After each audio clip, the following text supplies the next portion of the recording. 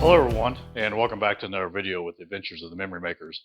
Tonight we're working on a customer's camper. It's a 2023 12SK, and we got the green light to go through it and basically do about every mod that we do to a camper. So we're just kind of getting started on it.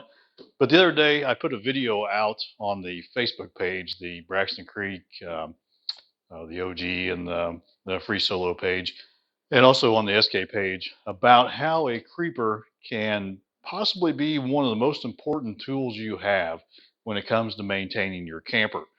And it was a quick little video. It probably wasn't 45 seconds, but I had several people comment to me that they'd like to see that video taken a little bit further and shared on our YouTube channel. So I don't have much time tonight, but that's what I'm going to try to do is show you how this creeper that I've had for, gosh, over 20 years now. I've had it so long, in fact, I had to put new wheels on it last summer, so I got some flat spots on the wheels. But I use this a lot. And if you have a camper, and it doesn't just have to be a Braxton Creek camper, this is something that every manufacturer out there struggles with. And I highly recommend that if you have a camper, to roll underneath it at least once a year, preferably twice a year, and just give everything a good look over. Make sure everything's still sealed up and no wires are chafing, no hoses are rubbing through. And 10 minutes on a creeper underneath your camper with a flashlight can save you thousands of dollars in repairs down the road and potentially a breakdown somewhere on the road. And if you want a camping trip gone bad, breakdown on the road. So let me grab a different camera here. I'm going to roll underneath the camper with a light and try to show you the things that I see and just point out to you the things that you need to be looking for on your camper. Okay, we're on the creeper now underneath the camper. And I'll do my best to show you what I see underneath the camper. Essentially, you've got this edge trim piece right here that they screw horizontally into the OSB subfloor, which is right here. And they use their famous self-drilling sheet metal screws to essentially drill the hole and screw in at the same time. And the downside to that is when you do that in OSB, it opens up the layer because that self-drilling screw doesn't clean out the hole as it drills. It just makes it its own hole as it goes. So you're spreading those layers of wood apart and they just don't hold very well. So I actually did quite a bit of work to this camper down at the Bushwhacker Rally in Hot Springs, North Carolina back in July. So this is just October, and I can assure you that this gap that you can see right here had not opened up like that when I was working on the camper then, or we would have fixed that while we had the camper. But you can look up through here and you can see the screw right in there. And then if we can get the light just right, you can actually see the wires coming in from what they call the solar port here on the side, the SAE plug. You take your putty knife here, and if I get the light, where's my hand at? There we go. You can see it slides all the way up inside the wall. And this is something that you really need to keep an eye on with your campers, no matter what brand. Cindy's 1968 Shasta was destroyed along this edge for the very same reason. So it's been a problem for a long time. The road spray going down the road shoots up in the wall in this gap. You see my fingers going up into it. It's so darn big. And that gets up inside the wall. And then that pink insulation that they use acts like a wick. It just draws that moisture up in the wall and just rots your wall structure on the inside. Now, fortunately, on this camper, the studding or the framework of the walls are aluminum box tubing, but you still have all your siding, your paneling, your subfloor. If that subfloor rots and deteriorates away, your camper's just pretty much ruined because you'd have to totally disassemble the camper to replace the floor and rebuild it from scratch. And who's going to do that? So by keeping an eye on this gap underneath here, if it opens up like that, if there's any gap at all, it just needs to be sealed. I've talked about this on several videos. It's just something that you've got to maintain and look at periodically from time to time. Get my light here and get it up front so we can see. Somehow I managed to turn it off. There we go. So up here underneath the diamond plate, rock guard here on the front. Let me see if I can go. Yeah, I can't change. Okay, so underneath this diamond plate, they, I guess they watched my video where I used the aluminum coil stock to create a flashing to go here and seal this off. This is a little different on the SK than on the 10 series. It's not quite as tall, but they use this corrugated plastic material, which is fine. But if you look here in the corner, you already see it's got a big hole that's opened up in it, and that's big enough for a mouse to get in easily and get inside your camper. So we've got to fix that and address that situation there.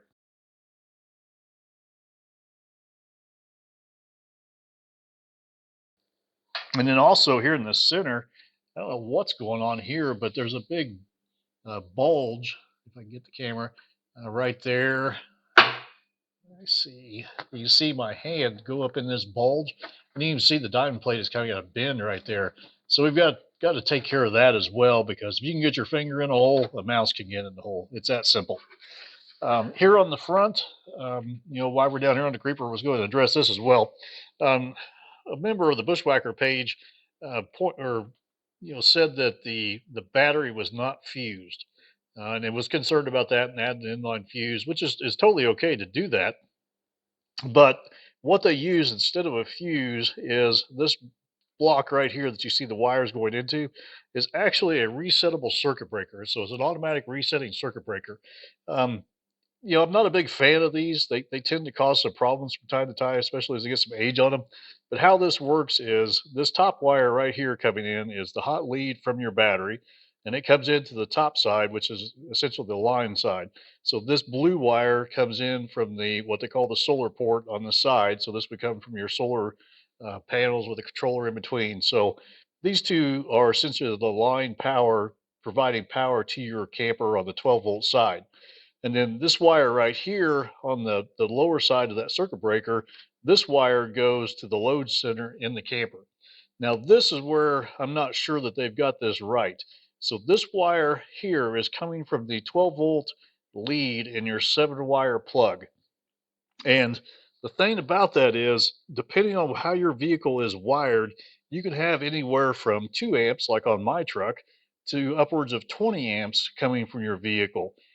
So there's a pretty good load coming from this.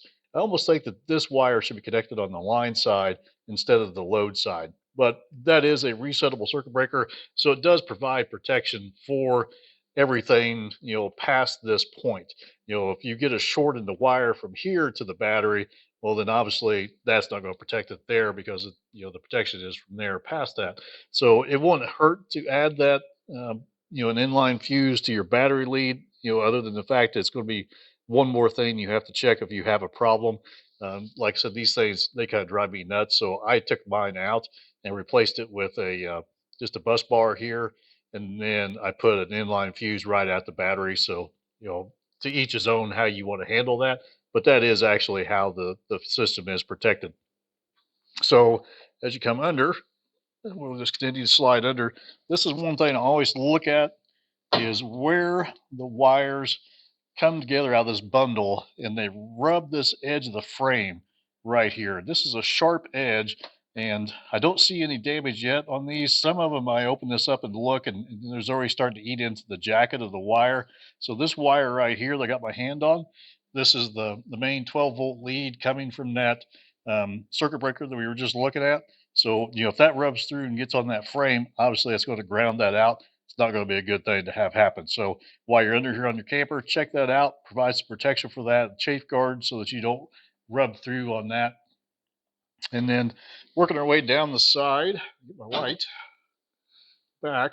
And one thing that I encourage people to do is, so here you can see that there's a blank hole in the subfloor of the camper. So that little hole right there, if it gets water there, it's going to soak water up, and you would be surprised how quickly that little hole will, expand in the water, going in it. It's little things like that today. It takes seconds to fix, and a year or two down the road, you've got a big wet spot right here that take a lot more time and a lot more money to fix. So go around, fill any of those little holes with sealer that you see, and there'll be some places where they've got these screws like right here, and some of those screws get pulled up in through this black polymer underlayment of the subfloor. And I've got a piece of this that fell off, and I'll show you how thin this black layer is. It does provide some protection to the OSB subfloor, but it's just pretty darn thin. So you want to keep an eye on that. And just anywhere you see a penetration like this, go ahead and fill that and just keep an eye on those and make sure that they stay sealed up. Here's a good one. That's what I was talking about. If I can keep my light on. So right here, you can see this screw is pulled down into the subfloor. So now you can see raw wood around that screw head. Definitely fill that, keep that sealed up so that you don't get any more water damage there around that. I removed the steps on the camper because it's just a lot easier to work on if they're not in the way. Now, something that I see on a lot of campers is, and this isn't a very big piece of it, this right here is actually insulation sticking down from the wall. So that's pink or fiberglass insulation. There's a little more of it right here. Get the light out of the way. So that right there is pink. There's more of it. I see it a lot underneath the fender area, and I don't know why they have a hard time getting it to tuck in there. Um, you can see a little bit of it sticking out down through there. The other side has quite a bit more of it. So, that's something you see. And if you see it sticking out, you got two options. You can either cut that off or you can actually loosen that up and poke it back up in the wall. So let's continue on around here. So back here in the back, you can see that joint, how it opens up right there. Trying to figure out a good way to hold my light and the camera at the same time. Um, so right here, where's my hand at? So you can see there, get my putty knife. See how my putty knife is right there going up inside the wall? So you got a big gap right here. And you got two options, like I said. You can trim this black material off, or you can push it up inside the wall so that you get a good bond between the floor and this wall edge. Now, one nice thing about this SK is the wall is Asdel backed, which is a composite material instead of wood, and then the Phylon is over top of it. So that does give you a little bit added protection, but at the same time, you do not want this water going up in this joint. I mean, it's very important. There's another little spot right here. You can see that it has bare wood showing. That's something that you want to seal and take care of. I know it looks very small, but it won't be very small in a couple of years, especially if you drive in the rain a lot. Here are a couple of open screw holes. Definitely want to fill those in as well and keep those sealed up. And back here along the back edge, so you can see here, you got the wall material is being sandwiched between the aluminum tube for that forms the roof. Let's see if we get the light a little better there. So you want to seal this up so that you don't get moisture, drawing up inside that material. The thing about the material that they use for the walls and some of the inside paneling is that it draws moisture up really well. It's like a sponge, in fact. So essentially, what you're looking at here is that right there, the pale color material. That is the OSB subfloor, and then this is the siding or the paneling, making your inside walls or ceiling.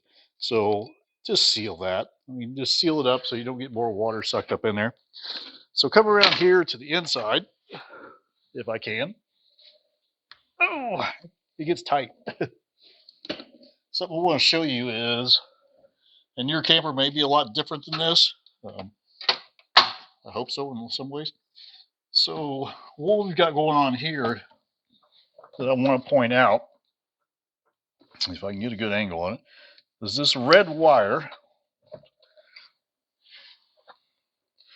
This is a real interesting way to run this. So this is the primary power lead coming from the battery going to the load center inside the camper. And why it goes back this far and then gets tied off tight. And you can see, if I can get my finger, you see that mark right there? That's where I pulled it up off of the frame rail.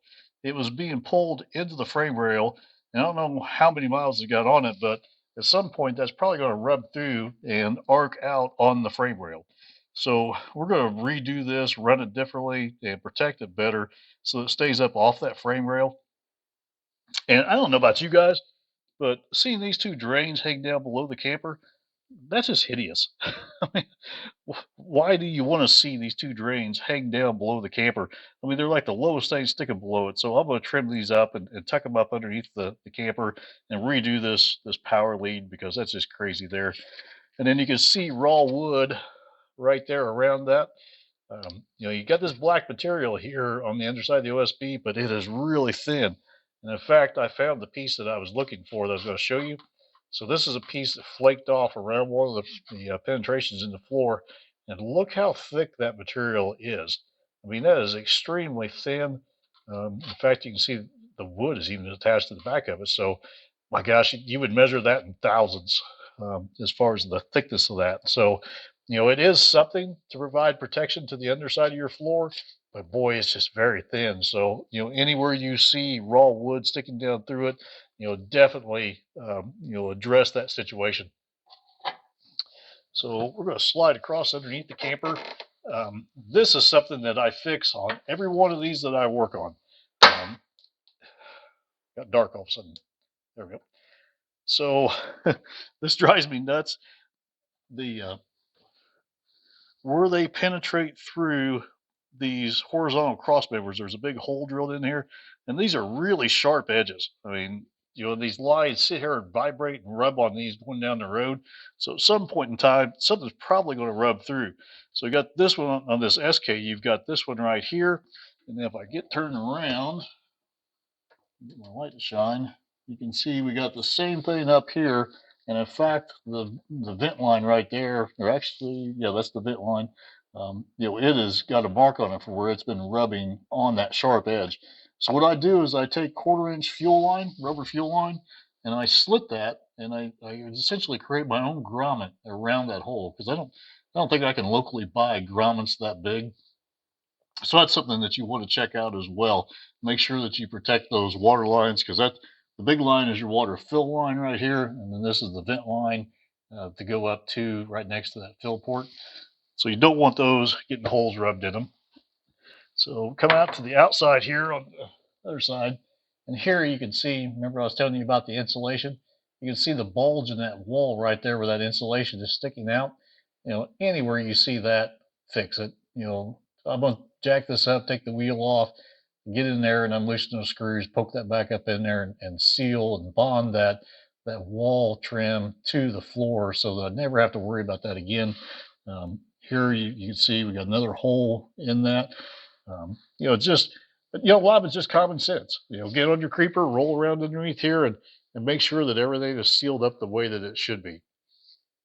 So I've got a busy night ahead of me. I got a lot of work to get done yet tonight. So I'm going to put the camera down and get cracking on this stuff. And if I get enough stuff done, I'll take a minute and show you what I've done. Alrighty, back with you here. I've got the sides both opened up the best that I can. You can see that I removed the screws. I can open this up. Got them cleaned out. I'm here on the passenger side right below the door.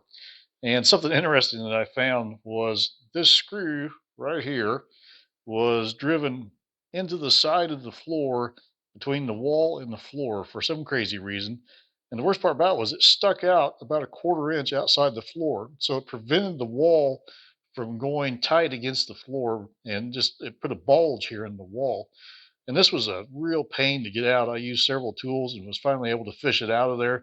There was a broken off screw right here that I removed so we can get some sealer and seal that hole back up. And then the other thing that I noticed is, like I said, this on the bushwhacker, it's aluminum square tube that actually forms the wall, and they don't do the best job in the world of lining the wall up on the floor. So the wall actually sticks past the floor a little bit right there, so that's going to hold the wall out some. But we can get it go a lot tighter now. Go right, we can smash it right to it there.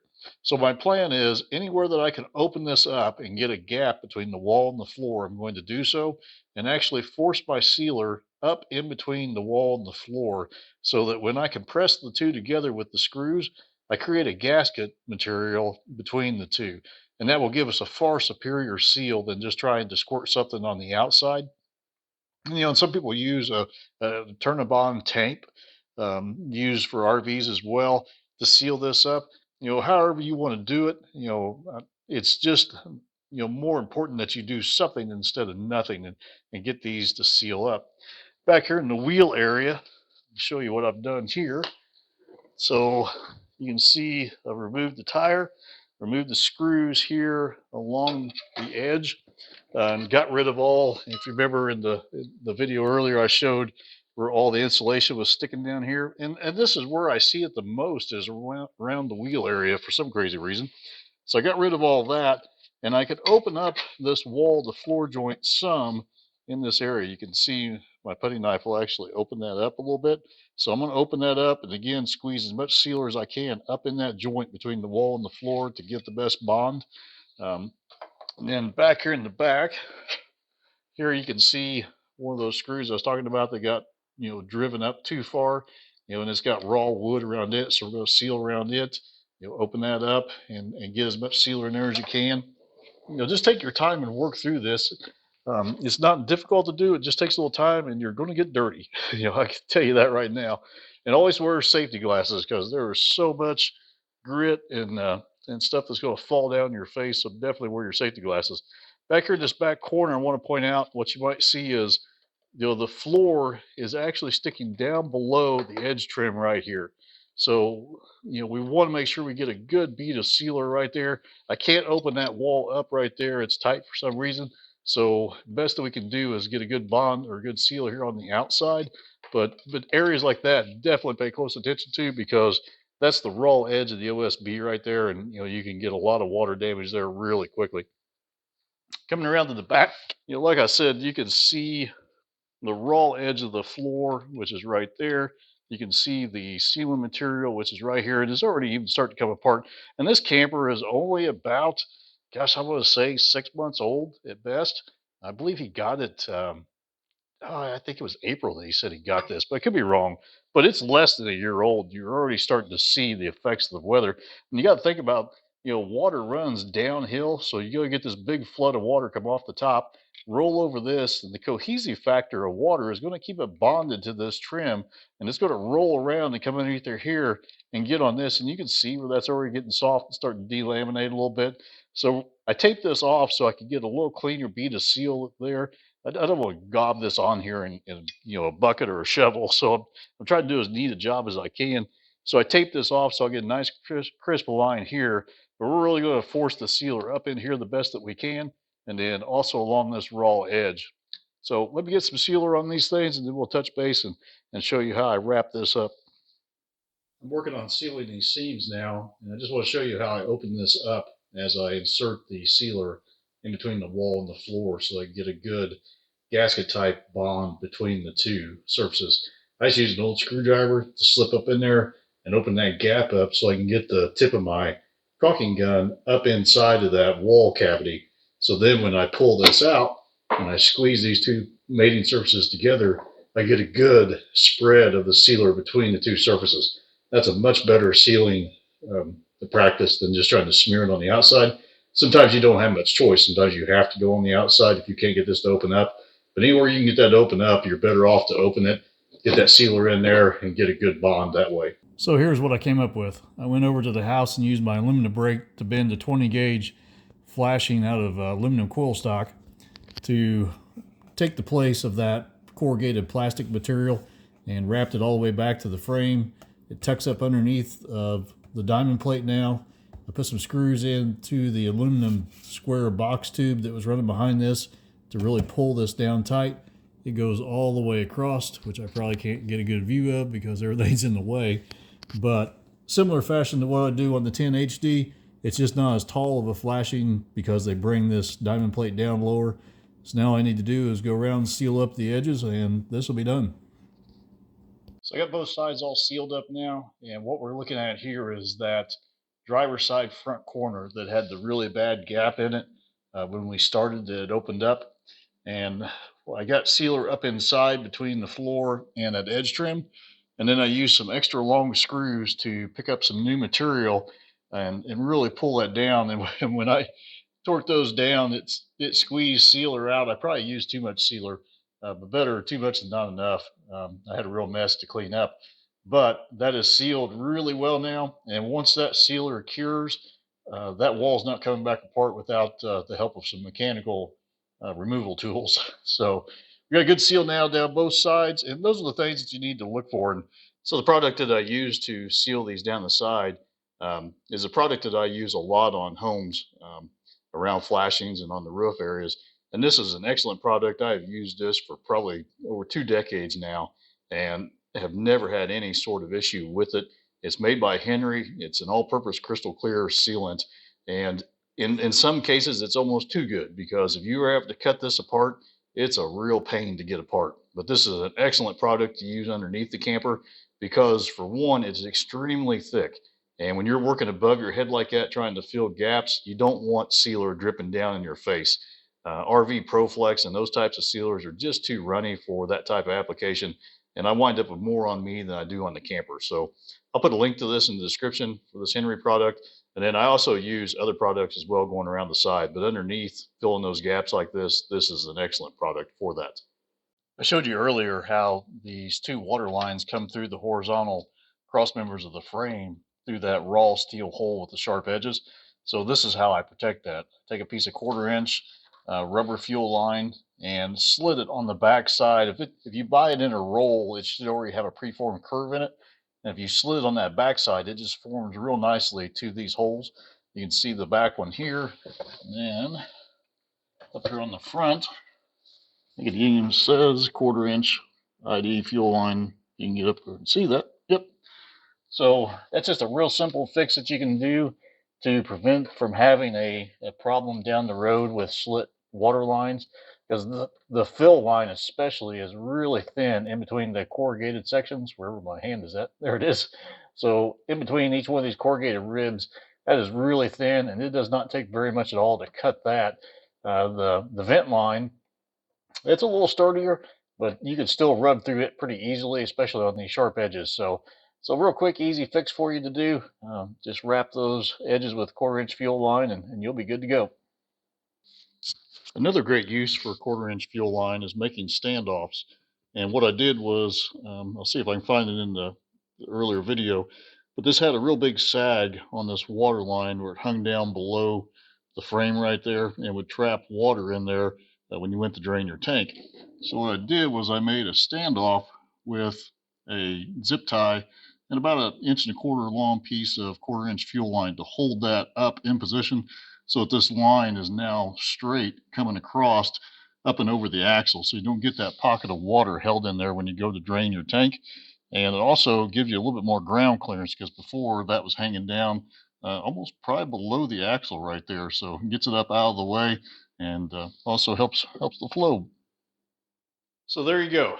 That's how a simple creeper, a couple of tubes of a good quality sealer, a headlight, because you need both your hands in order to do this, so a headlight works the best, a couple simple hand tools, and a couple hours of your time can really dramatically affect the overall lifespan of your camper and the enjoyment that you get out of it. So like I said, it's not just a Braxton Creek issue. Every single camper I've ever laid my hands on has had some sort of issue like this underneath. So I highly encourage you, no matter what type of camper you have, pick up a creeper, spend a few hours underneath it, rolling around, getting to know it. Look for those gaps, those cracks, those holes, those missing seals, and get it sealed up so that, next time you're driving down the road in the rain, you got one less thing to worry about. So until the next video, happy camping.